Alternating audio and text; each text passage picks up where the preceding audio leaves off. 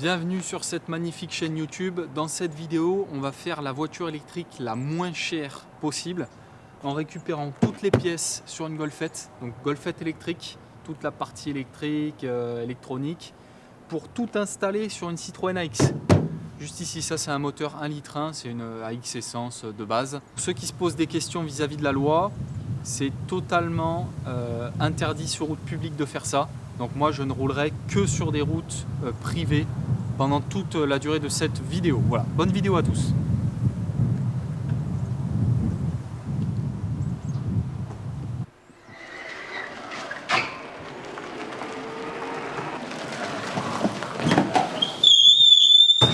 Donc là, le premier objectif, on a rentré le véhicule, c'est de récupérer tous les éléments qui vont nous servir donc pour la Citroën AX. Donc par exemple le moteur électrique, bien sûr, donc là qui est ici sur les Golfettes, le variateur de vitesse qui est juste au-dessus. On va garder aussi le pédalier avec le contacteur d'accélérateur et de freinage, et aussi le système de marche avant, marche arrière ici.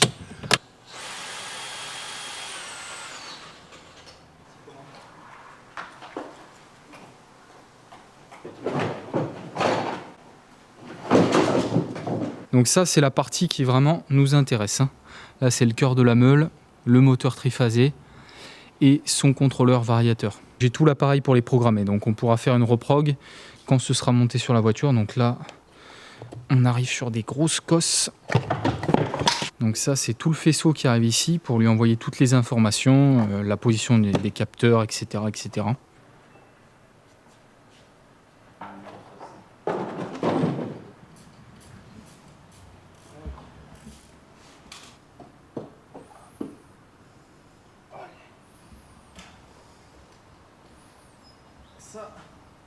Ça c'est ce qui va propulser notre AX.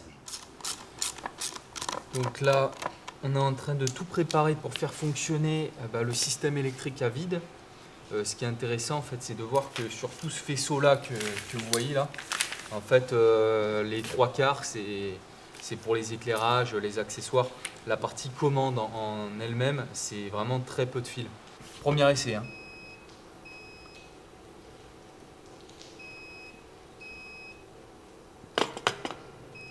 Ça marche pas. J'appuie là-dessus. Est-ce que là ça fonctionne? Oh!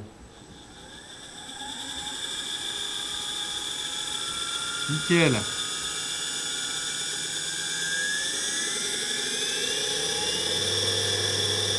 Voilà. Donc là ça fonctionne bien. Hop, deuxième essai. Est-ce qu'on tourne dans l'autre sens? Pas fait gaffe. Ouais, on doit tourner dans l'autre sens normalement. Ah ouais, et là je l'entends, il tourne moins vite. Parce qu'il y a une bride en marche arrière. Mais ça nous servira plus à rien parce que nous on aura la boîte de vitesse. Bon, je viens de terminer. Ça c'est le faisceau que je ne vais pas garder. Donc toute cette partie là je la garde pas. Et je vais garder uniquement ça. Donc là j'ai pris toutes mes cotes, j'ai récupéré aussi la documentation technique donc qu'il me fallait. Et ça c'est ce qui suffit pour faire fonctionner le véhicule. Donc je découperai le faisceau final et je viendrai me reprendre dans les connecteurs donc avec les cosses d'origine une fois que j'aurai les emplacements de chaque pièce sur le véhicule pour avoir les bonnes longueurs. Mais maintenant j'ai toutes mes informations pour faire le faisceau. Donc je peux passer à la partie mécanique, démontage du moteur d'origine de la voiture. Ouais, c'est vrai, c'est bien. C'est dans le moteur aussi, Oui, et j'en ai enlevé. Oui, c'est vrai que on voit encore les points d'ancrage dans son jus. Putain, je l'ai depuis si longtemps que ça. Quoi ça? Ouais, Le compteur il tourne pas, je confirme. En plus, c'est la dinguerie parce que j'ai changé le câble de compteur. Il doit être mal branché. C'est ça là? Viande marinée.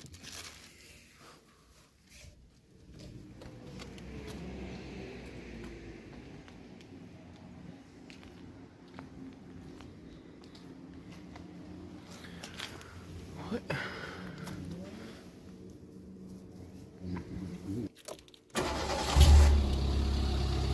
quasi du quart de tour. On démarre au demi-tour, on va dire.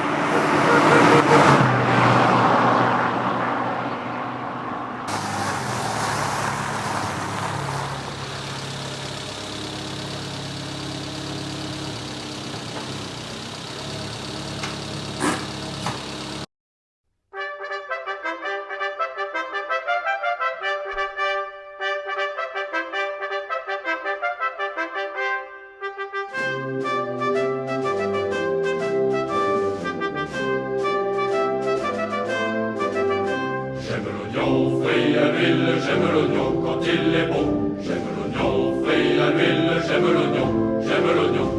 Opa camarade, opa camarade, opa, opa, opa. Opa camarade, opa camarade, opa, opa, opa.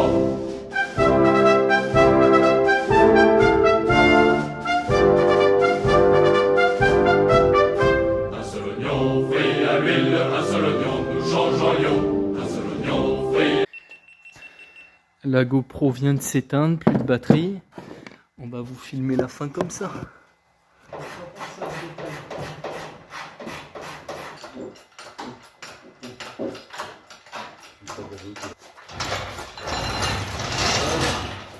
Hop. Il n'y a plus qu'à. Allez, c'est fini pour ce soir.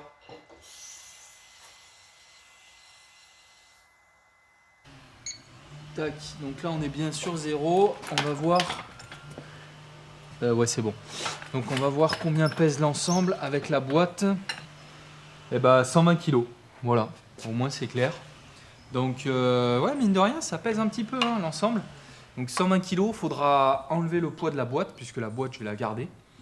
Donc à la fin, on verra quel poids on a enlevé de la voiture et ça nous donnera une idée sur ce qu'on peut rajouter, notamment en termes de batterie. Mais la voiture, je vous préviens, va être plus légère qu'en thermique. Donc ce sera vraiment intéressant là par rapport aux performances parce qu'elle sera très légère. Voilà. Tac. Ça. Ah oui, il y a le cric dedans. Ça fait du poids en moins. Ça sert à rien ce truc. Attelage, pareil.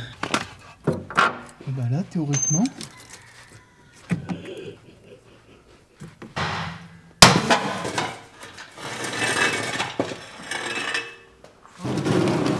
Voilà, le réservoir qui ne servira plus.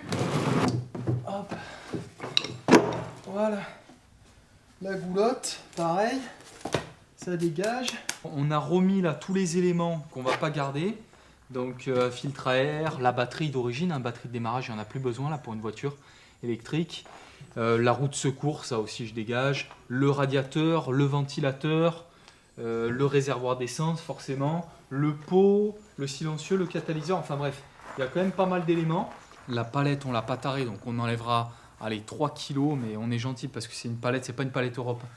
Donc voilà, c'est parti, on va voir combien ça pèse. Et ça nous donnera le poids du véhicule. Bon, ça touche plus. Non. Voilà. Et ben écoutez, on rajoute 78 kg. Ah, on n'est pas loin, on avait dit 80. Ouais. Donc 78, allez, on va dire 3,2 kg pour la palette. 75. Donc ça fait 75 kg. Donc là, il y avait 120 kg de moteur boîte, 75 kg. En gros, on a enlevé 200 kg, quoi, à peu près. Alors, je pèserai la boîte parce que je vais la garder là pour la transmission. Autre point très important. Ce qui s'est passé, c'est que là, en démontant, on a vu vraiment l'état de la voiture, de la carrosserie. Elle est complètement bouffée par la rouille. Donc, en fait, là, le cancer est généralisé. C'est-à-dire que là, de partout, la rouille, elle attaque. J'y passerai là peut-être 15 jours à faire de la carrosserie là-dessus, à faire quelque chose qui va être, mine de rien, peut-être propre, mais bon, ce ne sera pas parfait. Et puis la voiture, de toute manière, elle est condamnée. Dans 2 ans, la rouille, elle aura rattaqué à un autre endroit. Enfin bref, c'est du temps perdu en fait, de travailler, de réparer une voiture comme ça. Donc ce que je vais faire, c'est faire la modif électrique. On va faire la vidéo avec cette voiture. Je ne vais pas réparer la rouille. Et ensuite, je me servirai de cette voiture comme prototype de test. Je rachèterai une AX avec un moteur mort ou quoi, pas cher. D'ailleurs, si vous en avez une, vous me contacterez. Qui est propre, sans rouille sur les bas de caisse et tout. Et puis je l'utiliserai pour démonter toutes les pièces qui sont fonctionnelles. On fera quelque chose qui est facilement démontable. Et puis que j'aurai juste à remettre sur une autre voiture avec une base saine. Et ça me fera mon véhicule qui est propre. Et du coup, je la passerai au contrôle technique avant. Et même, je la passerai peut-être en contrôle technique collection. Comme ça, je serai tranquille pour 5 ans.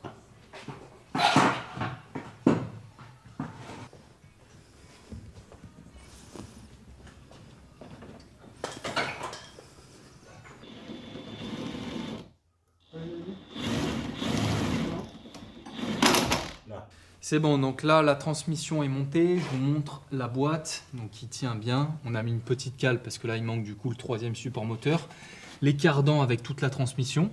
Donc là j'ai récupéré le disque d'embrayage d'origine. Si je le mets ici au niveau de l'entrée de la boîte, hop, et que je viens tourner, là j'entraîne la transmission avec les roues.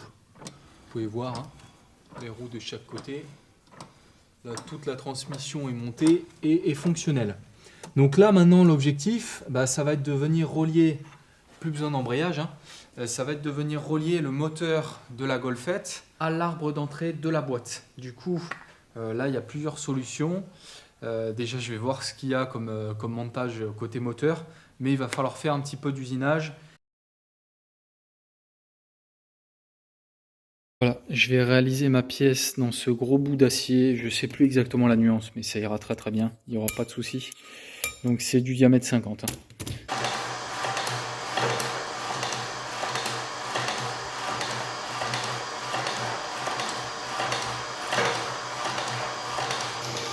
Je vais récupérer le moyeu ici qui est cannelé, donc du disque d'embrayage. Et au niveau du diamètre extérieur, je viendrai l'emmancher en force dans ma pièce et souder.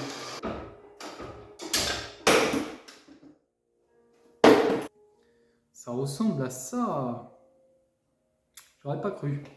Donc là, j'ai récupéré le moyeu du disque d'embrayage qui correspond à l'emmanchement pour la boîte de vitesse. Voilà, il y a une forme comme ça. C'est pas parfaitement cylindrique. Donc moi, il faut que ce soit cylindrique pour que je la rentre en force dans mon nouvel emmanchement. Et là, je pense que c'est traité. Vu la couleur, vraiment, je pense que c'est traité. Donc je vais quand même le monter sur le tour, mettre un petit coup d'outil. On va tout de suite voir. Si ça fait des étincelles, c'est que c'est traité. Et dans ce cas-là, j'ai déjà fait une technique qui marche très bien. Donc je vais faire une détrempe donc pour radoucir la matière, en fait, pour ramollir la matière, on va dire. Ensuite, usiner ma pièce comme je le souhaite. Et ensuite, je la retremperai.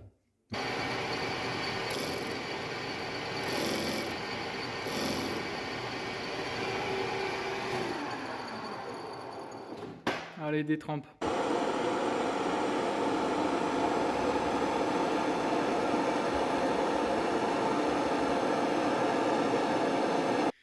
Je vais remonter la pièce dans le mandrin, nouvel essai, après détrempe. Qu'est-ce que ça donne? Voilà. Là, je peux attaquer la matière. Donc ça fonctionne bien. Maintenant, je peux attaquer la matière, il n'y a plus de soucis.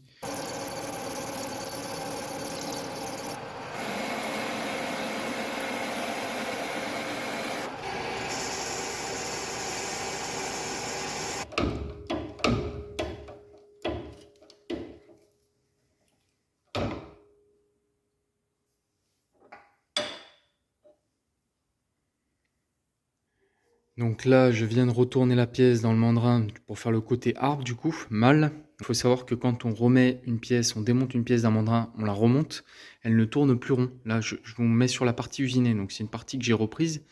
Regardez le comparateur, vous voyez le défaut? Donc là, il y a un gros défaut, donc là, il faut jouer avec le mandrin aussi, avec la position de la pièce pour la faire tourner rond. Donc rond, on va dire à moins de 3 centièmes de défaut, de faux rond. Et ensuite, je pourrais usiner mon arbre de l'autre côté. Et l'usinage entre mon alésage femelle et mon arbre mâle sera concentrique. Voilà, je vous montre une fois que le défaut est corrigé. Donc la touche appuie toujours sur la pièce. Voilà. Donc là, en gros, je suis à 1 centième, moins d'1 centième de défaut. Donc là, c'est bon pour l'usinage, il n'y aura aucun souci.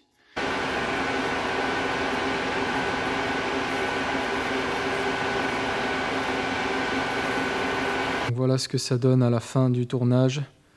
Donc je ferai ma soudure à ce niveau-là à la fin, parce que je veux pas prendre de risque là de tremper l'acier avant de terminer mes usinages. Voilà, là on change de machine. Bon, là je vais vous expliquer pour faire le côté arbre mâle, donc ce qu'il faut que je fasse. Déjà j'ai commencé par aller sur la Bible des usineurs qui s'appelle Le Chevalier. Donc ici j'ai tous les abacs qu'il me faut donc, pour faire des cannelures normalisées, parce que pour tout ce qui est arbre cannelé comme ça, il y a déjà tout qui existe. Et ensuite ici moi j'ai mon gros plateau diviseur donc, qui a fait la guerre, hein, bien costaud, bien ancien, qui est un 1/40e. Donc là j'ai pu trouver une abac, ça ressemble à ça. Ça a l'air compliqué comme ça, mais en fait c'est super simple, c'est-à-dire que là je dois faire 19 dents, donc en gros 19 divisions, 360 degrés divisé par 19, ça fait un chiffre bâtard, ça fait 18,947 degrés, donc vous voyez vous n'allez pas vous amuser à mesurer 18,947 degrés sur une graduation comme ça à 360, donc c'est pour ça qu'il y a ces plateaux diviseurs qui existent, avec des disques comme ça, avec plein de trous, je vais vous montrer ça, j'en ai plein d'autres. Alors des fois je me gourre, je dis plateau diviseur, mais c'est mandrin diviseur. Hein. Voilà, les disques ça ressemble à ça, c'est des disques percés comme ça. Et en fonction du nombre de trous, eh ben, on peut refaire des divisions de divisions. Pour ça, il n'y a pas besoin d'inventer l'eau chaude, hein. Il y a les abacs qui existent comme ça. Donc moi je vais tout simplement aller sur 19 divisions, tac, puisque je vais faire 19 dents. Ensuite, là je vois qu'il faut que je fasse 2 révolutions complètes ici. Et ensuite, sur un disque avec 19 trous, donc 19 divisions d'une division complète, il faut que je fasse 2 trous, donc 2 19e. En gros, à chaque fois, pour faire une dent, pour me décaler du bon angle, je vais devoir faire 2 révolutions complètes et 2 19e.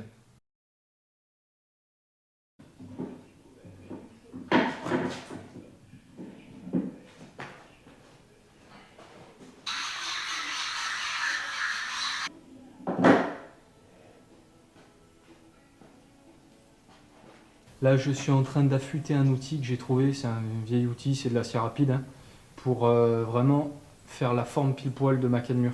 Donc je me sers de la pièce femelle pour vraiment faire la même forme.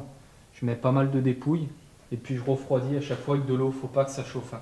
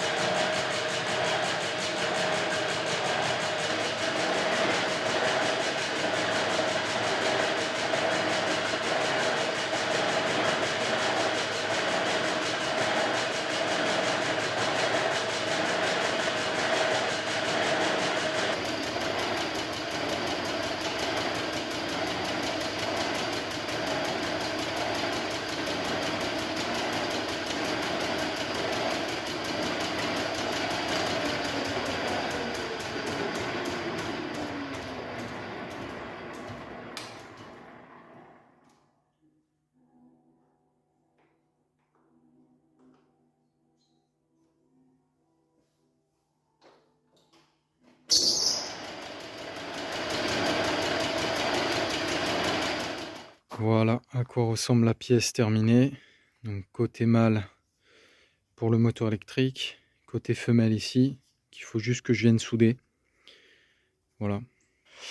Alors on va voir si ça monte, hein. C'est pas tout de faire des pièces, mais si ça monte pas, ça sert pas à grand chose.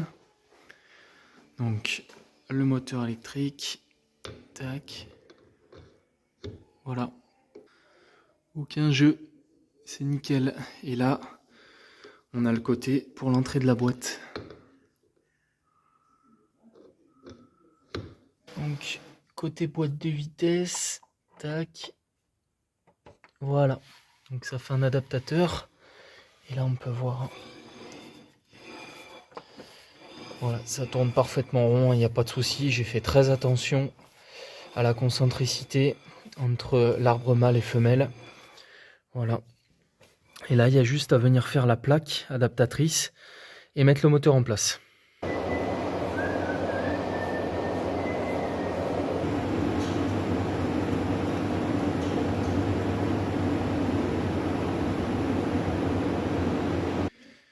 Bon, c'est pas la soudure de l'année, mais elle a le mérite d'exister, on va dire ça. Ouais, je me suis foiré au début.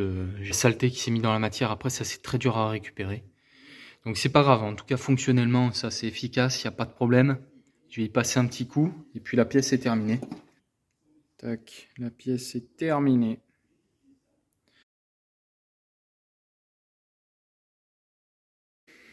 Donc maintenant il faut que je vienne fixer le moteur à la boîte. Cette voiture je la fais que avec de la récup. Donc ça c'est une plaque d'aluminium qui fait 5 mm d'épaisseur que j'ai récupérée directement à mon travail. Et ça c'est la plaque en bois que j'ai faite où j'ai reporté le dessin de la boîte. Donc ça c'est ce que vous voyez en fait, c'est la boîte de vitesse. Je vais faire 4 points d'ancrage pour fixer la plaque. Et il y a juste à se positionner un endroit là qui est plein sur la plaque. Et puis refaire cette forme là.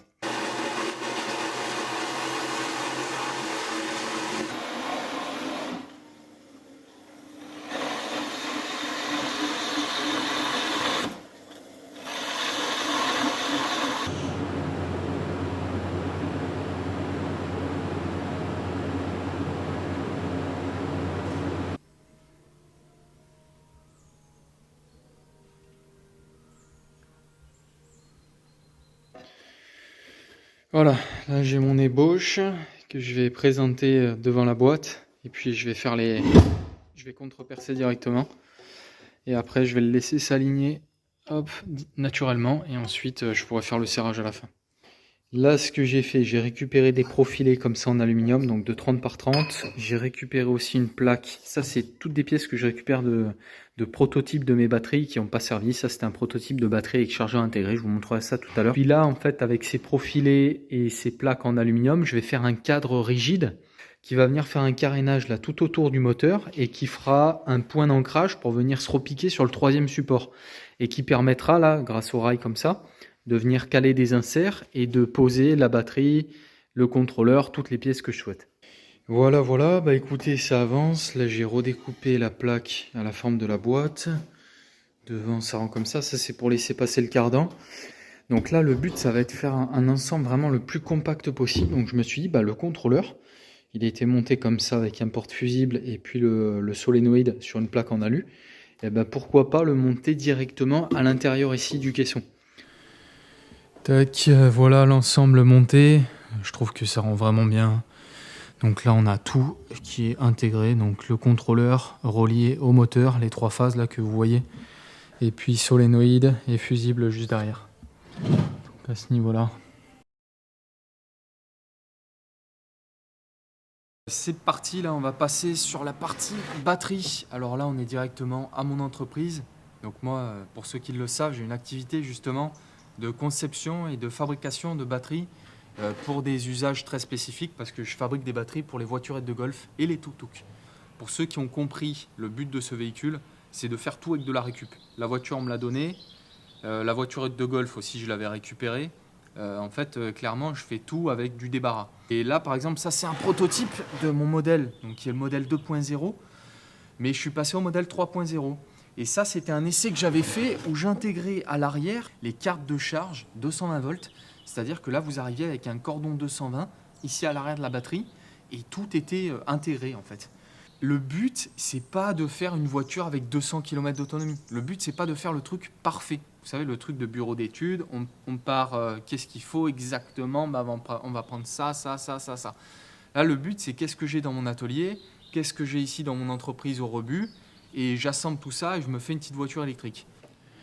Bon, finalement, je ne vais pas monter cette batterie-là, qui a le chargeur intégré, puisqu'au niveau des dimensions, ça va être compliqué, ça va se jouer à pas grand-chose. Donc j'ai un autre modèle, ça c'est pareil, c'est le même modèle, mais en fait sans le chargeur. Donc là, je suis passé à un modèle maintenant différent. Donc celle-ci, je l'ai de côté. Donc pareil, je vais la monter, il n'y a pas d'étiquette, pour l'instant, il n'y a rien. Au niveau de la dimension du pack de cellules, c'est le même que celui-ci. Il y a 2,3 kWh là. C'est que du lithium fer phosphate. Il y a 120 cellules là, donc pas de risque d'incendie ni d'explosion. Et puis ça peut sortir quand même des grosses puissances. Donc je vais simplement refermer là avec mes carénages en aluminium. Ça d'ailleurs c'est quelque chose que je fais plus, l'aluminium non traité, puisque c'est très très salissant. Là, en fait dès que vous laissez comme ça, dès que vous posez un doigt dessus, c'est dégueulasse. Donc c'est quelque chose que je fais plus. Donc voilà, ça servira là pour cette voiture. Donc je vais la refermer, on va la tester, capacité, puissance, et j'embarque ça à l'atelier.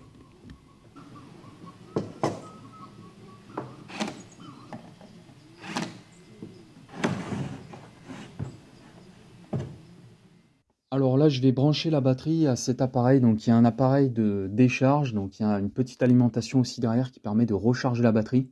Donc tout ça, c'est piloté par ordinateur, donc j'ai juste à la brancher et puis je lui fais faire un cycle complet. Donc une charge, une décharge complète et une recharge. Ça me permet de voir la forme de la courbe et de m'assurer que tout va bien, tout simplement.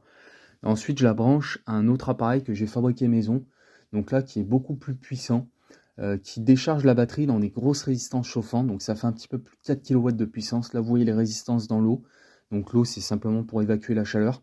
Et là, ça pousse vraiment la batterie à ses limites, on voit qu'on tire presque 90 ampères en continu, et ça permet de s'assurer que tout va bien, même dans les pires conditions.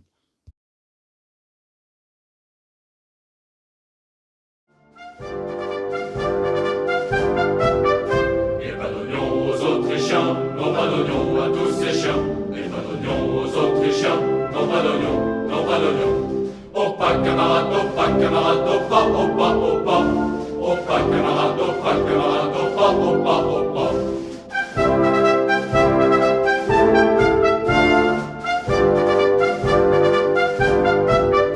Et mon oignon frit à l'huile, et mon oignon car il est bon. Et mon oignon frit à l'huile, et mon oignon, et mon oignon. Oh pas camarade, oh pas camarade, oh pas, oh pas, oh pas. Oh pas camarade, oh pas camarade, oh pas, oh pas, oh pas.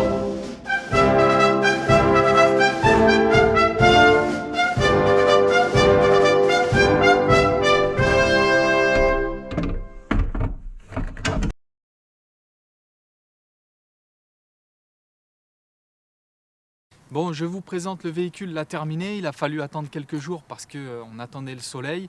Elle est totalement d'origine, hein. Il n'y a rien qui a changé. Là, vous pouvez voir l'intérieur, hein. C'est l'intérieur complètement d'origine du véhicule, hein. Il y a juste rien qui a changé. Donc je vais vous ouvrir le capot. Il y a quelques petites modifs. Donc là-dessous, qu'est-ce qu'on a?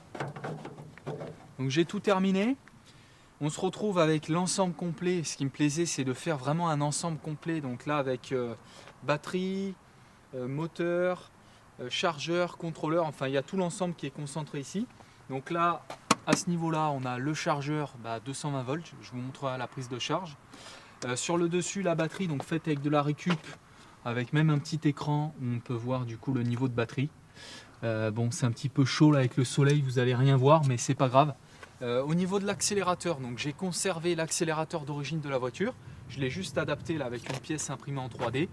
Un petit montage l'a fait sur roulement. Je vais accélérer et je vais vous montrer comment ça marche.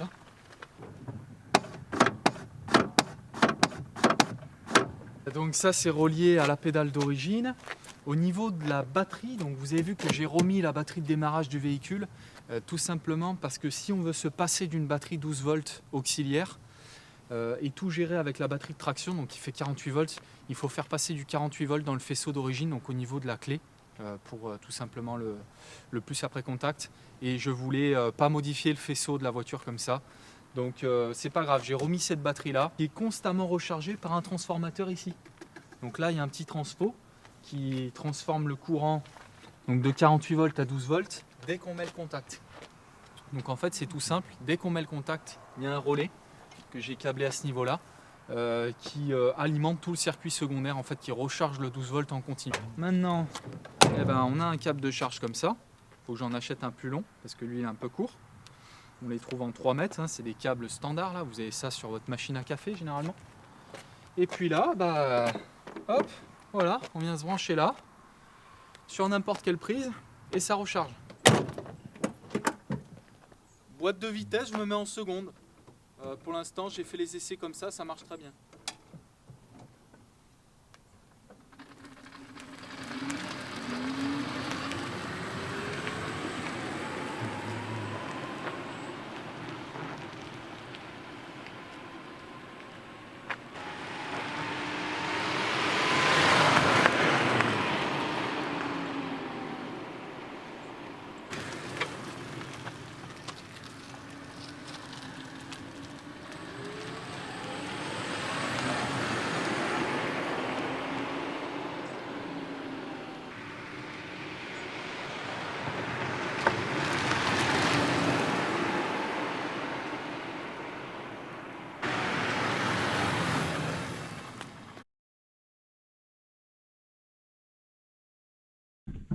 Bien le bonjour à vous. Et ben on est parti. Pour l'instant j'ai fait tous mes essais en deuxième vitesse. Ça marche plutôt pas mal. Je mets le contact. Aucun bruit, ce qui est normal. Et là, hop, magnifique. On est parti. Donc ça va être intéressant. Là je vais voir sur le téléphone. Du coup combien ça tire sur les batteries. Je peux voir quelle puissance on tire en direct. Et surtout voir les températures. Pour ceux qui se posent la question, j'ai de la récupération au freinage. Hein. Ça je peux le paramétrer avec la valise. Et là j'ai mis 20% puisque j'aime pas quand je lâche la pédale que ça freine trop fort. Donc là ça me suffit largement. Au niveau de la vitesse, bah voilà, on est tout de suite à 45 km/h, hein, c'est impressionnant. Hein. Je peux vous dire tout de suite, là d'emblée, que cette modif comme je l'ai faite, c'est 1000 fois plus simple que ce que je m'étais embêté à faire sur la Ford avec des moteurs roues. Mais là on a une transmission moderne, donc ça va, ça passe, la transmission ne fait pas de bruit. Malgré le fait qu'il n'y ait plus d'huile dans la boîte, mais ça fait des frottements en moins. J'ai parcouru pour l'instant 5 km. Il me reste 58% dans la batterie de traction là. Et celle-ci, la batterie secondaire, 90. Donc voilà. Écoutez, je fais mon petit trajet. Je vais me mettre un petit peu de musique. C'est une évidence, on n'a pas assez de batterie pour faire la route dans l'autre sens. Ça se passe super bien, ça roule très très bien. Je suis à 65 km/h là, je me suis un peu stabilisé à cette vitesse. J'ai alterné entre 60 et 70. Je viens d'arriver là, à peine à destination. Je veux voir les températures et surtout la température du moteur. Hop, le contact est mis. Bon, ok. Et donc là théoriquement, donc là j'ai 33 degrés au contrôleur, donc c'est pas énorme, hein. Et 79 degrés au moteur. Ouais, c'est l'enroulement du moteur qui prend cher. Hein. Ouh, c'est chaud. Ah, effectivement, c'est chaud. Donc ouais, la voiture fonctionne bien, mais en fait là, si vous voulez, le point de faiblesse, on va dire, ce qui est le plus sous-dimensionné, c'est le moteur. Je vais quand même montrer à l'arrivée. Donc on a fait 20 km de déplacement. Au niveau des pourcentages, on est à 61% côté batterie auxiliaire. Et côté batterie devant, on va voir directement 26%. Allez, c'est parti, je vais faire un essai de VMAX. Est-ce que je suis capable de prendre 100 km/h avec cette AX? Je me suis mis en troisième. Balise GPS ici, j'aimerais bien vous montrer la vitesse en direct. Je vais essayer de la garder comme ça. Et puis c'est parti. Hop, on est bien sur la route et fermé. On est bon. Allez, plein gaz. Je vais être aidé d'une descente, hein, bien sûr. Sur le plat, là, ce serait impossible.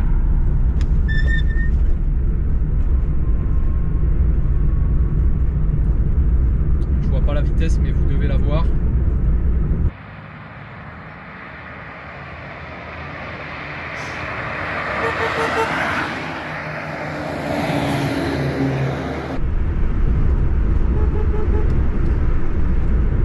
Merde, 80. Bon bah écoutez, je pense que 80 avec une voiturette de golf déjà, swapper sur une voiture, on est d'accord, c'est déjà pas dégueulasse. Ouh, il y a quelqu'un qui s'est mis dans le fossé.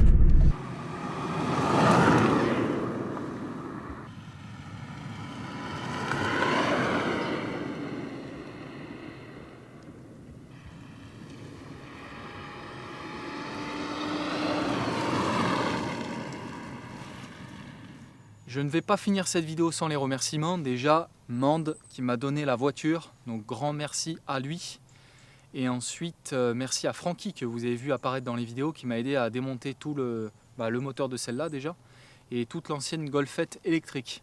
La voiture, vous avez vu, hein, ça fonctionne vraiment bien. Je suis vraiment satisfait du résultat. C'est plutôt bluffant de voir qu'on peut faire monter une voiture comme ça à plus de 60 km/h. Je suis monté à 70, hein. Je voyais sur ma borne GPS, avec un ensemble de voiturettes de golf comme ça d'origine. Qu'est-ce que ça a donné au niveau de la consommation? Sur la batterie de traction, on est parti de 72%, quand je suis arrivé 26%, donc 46% de batterie consommée. Sur la batterie donc auxiliaire que j'ai rajouté à l'arrière, là, enfin siège passager, on est parti de 99%, je suis arrivé 61%, 38% de consommation. Donc déjà tout de suite on peut noter qu'on a plus tiré sur la batterie principale que sur la batterie auxiliaire. Ce qui paraît logique puisque l'électricité essaie toujours de faire le chemin le plus court, elle est feignante. Donc là vous avez une batterie qui est décalée avec des câbles plus longs, ça a moins tiré dessus. Alors qu'elle était pourtant plus chargée, donc théoriquement au niveau de la tension, il y avait une tension un petit peu plus élevée.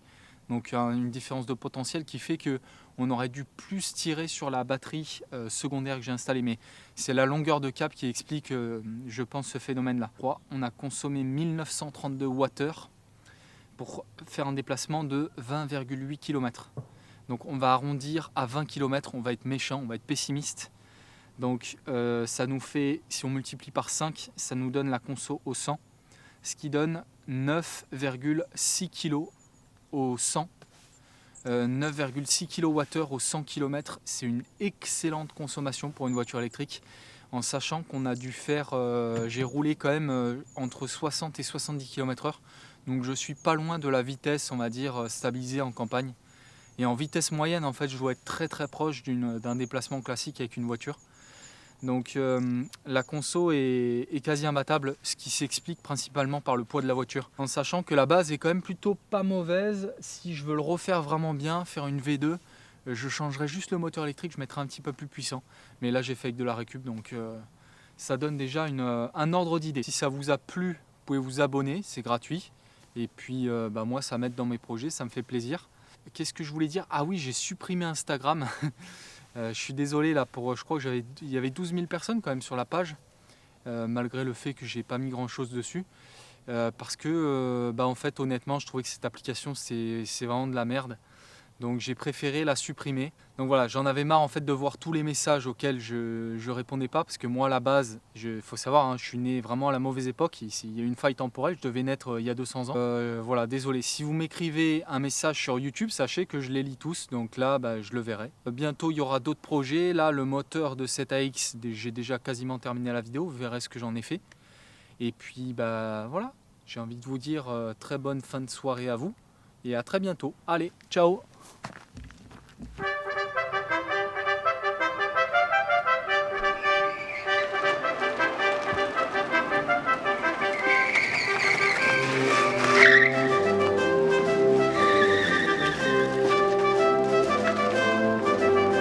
J'aime l'oignon frit à l'huile, j'aime l'oignon quand il est beau. J'aime l'oignon frit à l'huile, j'aime l'oignon, j'aime l'oignon. Opa camarade, opa camarade, opa, opa, opa. Opa camarade, opa camarade, opa, opa, opa.